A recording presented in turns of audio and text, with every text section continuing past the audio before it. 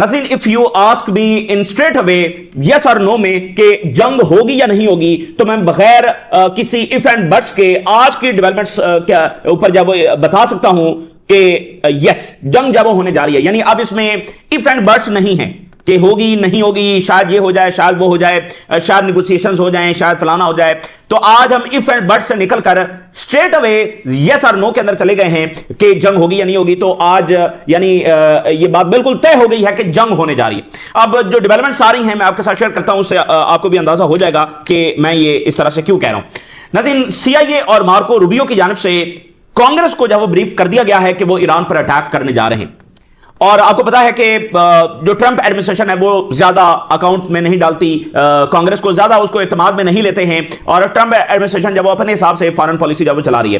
तो last time जब कांग्रेस को ब्रीफ किया गया था तो वो वेनेजुएला के हवाले से किया गया था, और 3-4 रोज के बाद जब वो वेनेजुएला के ऊपर अटैक हो गया था, ठीक है ना। यानी कांग्रेस में जाना उनकी मजबूरी है, तो वो तभी जाते हैं जब कुछ समथिंग सीरियस वो करने जा रहे हैं, सही है ना। तो एक उनको वहां पर जाकर ब्रीफ जब वो करना होता है, तो तमाम तैयारियां उन्होंने मुकम्मल करके एक मंजूरी लेनी है या उनको एतमाद में लेना है कांग्रेस को, वो भी उन्होंने ले लिया है और वहां पर जाकर उन्होंने ब्रीफ कर दिया है। अलबत्ता कांग्रेस में यानी कि ये तशवीश पाई जा रही है, majority of the law makers ने ये कहा है कि हमें जब अटैक नहीं करना चाहिए, यानी कंसर्न जब अमेरिका में, उस पर हम बात करेंगे। लेकिन बुनियादी बात यह है कि CIA की जानिब से, मार्को रूबियो की जानिब से कांग्रेस को ब्रीफ कर दिया गया है कि वो ईरान पर अटैक करने जा रहे हैं। अब जरा अगली खबर देखिए, नेटो अपने इक्विपमेंट्स लेकर मिडिल ईस्ट आ गया है और मजीद लेकर आ रहा है।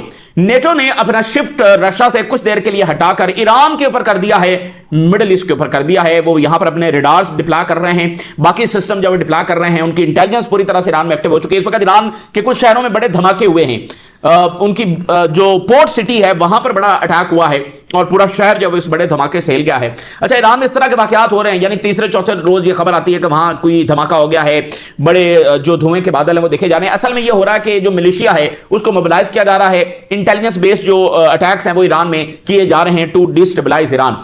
तो नेटो जो है वो आ गया है। इसके साथ जरा अगली खबर भी देखिए, टर्की के हवाले से ये रिपोर्ट सामने आ रही है, ब्लूमबर्ग और रॉयटर्स की ये रिपोर्ट है कि Turkey is preparing to enter in Iran. Turkey अपनी फौज तैयार कर रहा है ईरान में एंटर होने के लिए, इसलिए नहीं कि वो अमेरिका से लड़ने जा रहे हैं, इसलिए कि अगर ईरान के अंदर पावर वैक्यूम पैदा हो जाता है तो देन फिर वो ईरान में दाखिल होंगे और कुछ पार्ट्स को जो वो कंट्रोल करेंगे एंड देन प्रिवेंट करेंगे जो रेफ्यूजीज जो टर्की की तरफ आ सकते हैं, तो वो उन रेफ्यूजीज के सैलाब को रोकने के लिए अपनी फौज जब बराह रास्त ईरान के अंदर उतारेंगे और बहुत सारे जो एरियाज हैं बॉर्डर साइड वाले उनको जो है वो कंट्रोल कर लेंगे। बहुत बड़ा एक्यूजेशन है ईरान के ऊपर, सॉरी टर्की के ऊपर, कि वो ईरान में अपनी फौज भेज रहे हैं to occupy to control some land, और टर्की की जानिब से इसकी सख्त तरदीद की जा रही है। टर्की ने कहा कि बिल्कुल हम ऐसी कोई तैयारी नहीं कर रहे हैं, लेकिन ये यानी देयर इज पॉसिबिलिटी कि ये हो भी सही। और जो नेटो अपने डिप्लॉयमेंट कर रहा है वो यानी नेटो कंट्री कौन सा है, टर्की है, तो वहां पर वो बहुत से अपने इक्विपमेंट से डिप्लॉय कर रहे हैं। तो टर्की वाले मामले पर भी हम बात करेंगे। टर्की ये नहीं चाहता कि ईरान पर अटैक हो, टर्की ये नहीं चाहता कि एक और OIC कंट्री जब डिस्टेबलाइज हो। टर्की ने ये वाजे किया है कि ईरान की सिक्योरिटी टर्की की सिक्योरिटी है, तो वो चाहते नहीं है कि यहां पर जंग हो, और वो इसलिए ईरान में नहीं जा रहे हैं कि वो कोई ऑक्यूपाई करना चाहते हैं, कोई वहां से रिसोर्सेज निकालना चाहते हैं। तो इस इशू के ऊपर बात करेंगे, काफी ज्यादा ये सेंसिटिव इशू है, इस पर बड़ा मीडिया रिपोर्ट कर रहा है और टर्की इसको जब डिनाई कर रहा है। जो इजरायली आर्मी चीफ है इसने US joint chief of staff उससे कॉल पर बात की, और ये US joint chief of staff वही है जिन्होंने कल जो खबरें आ रही थी कि इन्होंने बिल्कुल रोका है कि अटैक जब वो ना किया जाए। तो इसके साथ इजरायली आर्मी चीफ ने बात की है, और इजरायली आर्मी चीफ ने American joint chief of staff को वार्न किया है कि ईरान के साथ डील मत करो, ईरान के साथ कोई मुज़ाकरात मत करो। ये इजरायली आर्मी चीफ अमेरिका को वार्न कर रहा है। अमेरिकन इस वक्त सर पकड़ के बैठे हैं और वहां पर बड़ी ये डिबेट जारी है कि ये क्या हो रहा है, यानी Israel is controlling them. Israeli army chief जब वो अमेरिका को बता रहा है कि क्या करना है और क्या नहीं करना। तो इसी दरमियान ईरान में क्या हो रहा है, एक तो ईरान के पार्लियामेंट से ये बात सामने आ रही है, जो उधर से धमकियां और ये कांग्रेस की ब्रीफिंग और सारा, ईरान के पार्लियामेंट ने कहा है कि all options are on the table. अगर अमेरिका को मुज़ाकरात करने हैं तो मुज़ाकरात के लिए तैयार हैं, लेकिन अगर उनको मुज़ाकरात नहीं और जंग ही करनी है तो देन फिर हम बता देना चाहते हैं कि all options are on the table, हम किसी भी हद तक जाएंगे अपने मुल्क के दिफा के लिए। और इस वक्त ईरान से जो खबर आ रही है, ईरान में ड्रिल्स इस अंदाज में की जा रही हैं, कुछ सर्टन जो मिसाइल्स हैं वो इस तरह से टेस्ट किए जा रहे हैं कि कुछ खास जो मिडिल ईस्ट के कंट्रीज हैं वहां पर जहां पर अमेरिकन बेसेस हैं, उन बेसेस को कैसे हिट करना है। 2 से 3 ऐसे मुल्क हैं मिडिल ईस्ट के अंदर जहां पर अमेरिकी बेसेस जो है स्पेसिफिकली उस हवाले से ट्रेनिंग इस वक्त ईरान में जारी है कि उन मुल्कों के अंदर अमेरिकी बेसेस को कैसे टारगेट करना है। तो सर्टन मिसाइल के साथ ईरान में ये जंगी मशकें और ट्रेनिंग जो है वो की जा रही है। तो यहां पर जब रिस्क ऑफ जो वर्ल्ड वॉर है वो काफी ज्यादा होगा।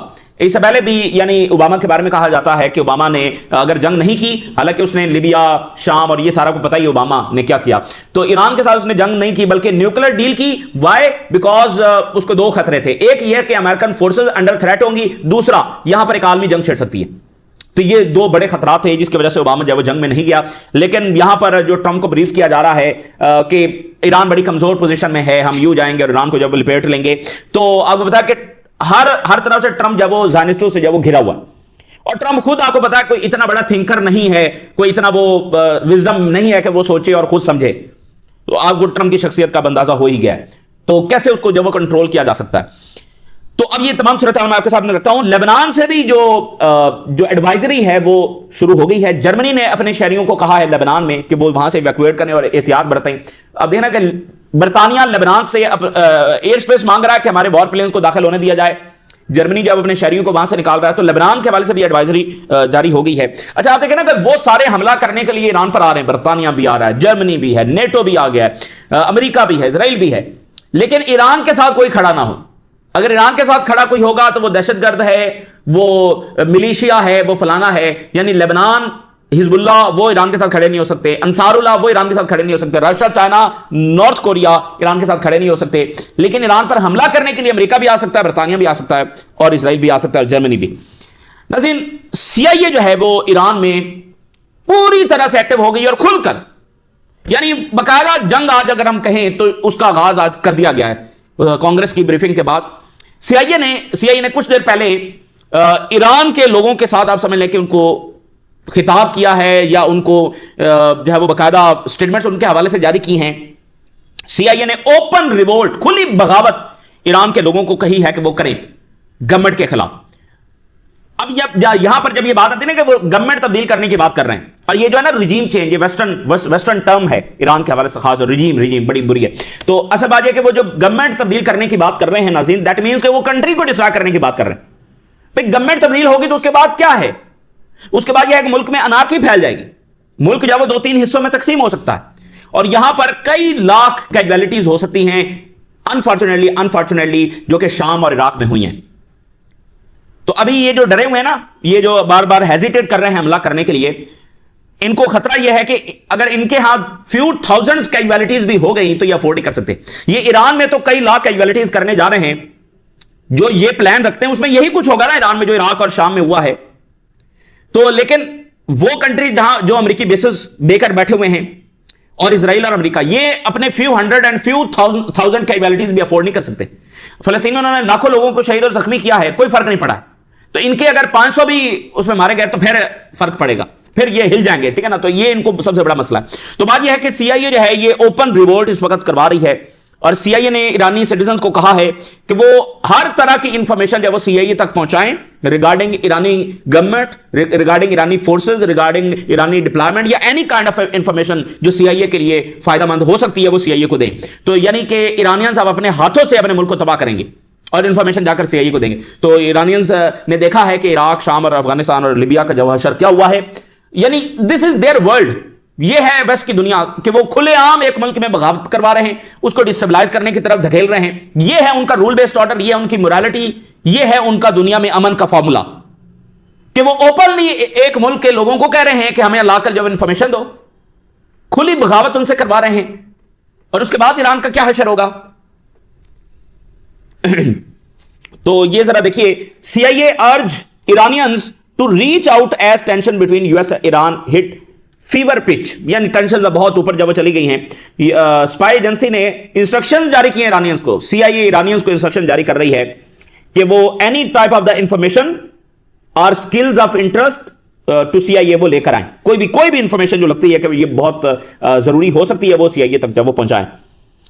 CIA ने पर्शियन लैंग्वेज के अंदर भी वीडियोस जब जारी की हैं, फारसी लैंग्वेज के अंदर, कि इंफॉर्मेशन फ्रॉम पोटेंशियल इंफॉर्मेंट्स, कोई मूवमेंट हो रही है, किसी लीडर के हवाले से इंफॉर्मेशन है कि वो कहां पर हो सकता है, ये सारा जो है। इसके अलावा ये खबर भी देखिए, अमेरिकी लॉ मेकर जो हैं उन्होंने बिल इंट्रोड्यूस करवाया है ईरान में ह्यूमन राइट्स के हवाले से कि ईरान के लोगों को इंटरनेट और फ्रीडम बिल है कि इंटरनेट और फ्रीडम जो वो दी जाए। तो इंटरनेट को किस मकसद के लिए इस्तेमाल किया गया? ईरान को डिस्टेबलाइज करने के लिए। स्टारलिंक बड़ा शौक था, मतलब स्टारलिंक की जो फैसिलिटीज हैं वो ईरानियंस के लिए फ्री हैं, बाकी दुनिया में किसी के लिए फ्री नहीं है। इवन यूक्रेन को जो इलोन मस्क स्टारलिंक देता है उसके पैसे लेता है वो पेंटागन से, उसके पैसे पे करता है पेंटागन, जो स्टारलिंक यूक्रेनियंस को दिया हुआ। लेकिन ईरानियंस के लिए स्टारलिंक फ्री है, बाकी दुनिया में भी किसी के लिए, अमेरिकन के लिए भी फ्री नहीं है, लेकिन ईरानियंस के लिए स्टारलिंक जो वो फ्री है। तो मकसद क्या है? अब देखिए ना, ह्यूमन राइट्स और इंटरनेट एक्सेस नहीं है जी ईरानियंस को। तो ये आप देखें, पूरा वेस्ट ईरान को तबाह करने के लिए आ रहा है विद फुल रिसोर्सेज, पूरी ताकत के साथ। बर्तानिया भी, एजेंसीज भी, अब CIA भी, और स्टारलिंक भी, और टेक्नोलॉजी भी, सबके सब आ रहे हैं। अच्छा, अब जनाब अली ब्लूमबर्ग की खबर देखिए कि senior US officers brief law makers on potential military action against Iran. Iran पर हमले के हवाले से ब्रीफ जब वो कर दिया गया है। The guardian, Marco Rubio brief US law makers on Iran, और इसमें US रेयर ये ब्रीफिंग है, गार्डियन के मुताबिक ये रेयर ब्रीफिंग है जो कांग्रेस को दी जा रही है। तो वो मैंने इंट्रोडक्शन में आपको बता दिया कि ये कांग्रेस में जाना ही ट्रंप एडमिनिस्ट्रेशन का रेयर है। मतलब कांग्रेस को तो वो किसी हवाले से पूछ भी नहीं रहे हैं। ट्रंप जो है वो कंट्री को और फॉरेन पॉलिसी को एग्जेक्टिव ऑर्डर्स के ऊपर चला रहा है, वो कोई मंजूरी तो नहीं लेता है कांग्रेस से। तो ये कांग्रेस में यानी उनका जाना ही रेयर बात है। तो वो तभी जाते हैं जब उनको कुछ हतमी तौर पर करना है, और उसके लिए मजबूरी है कि कांग्रेस को जाहिर है आखिर में कुछ ना कुछ इन्फॉर्म तो करना है। So, US deploys largest forces of aircrafts and warships to the Middle East since 2003. Guardian 2003 के बाद सबसे बड़ी एयरफोर्स, सबसे बड़ी नेवी लेकर अमेरिका मिडिल ईस्ट में आ गया है, और साथ कांग्रेस को ब्रीफ किया जा रहा है। CIA chief join Rovio in Iran briefing for congressional leaders.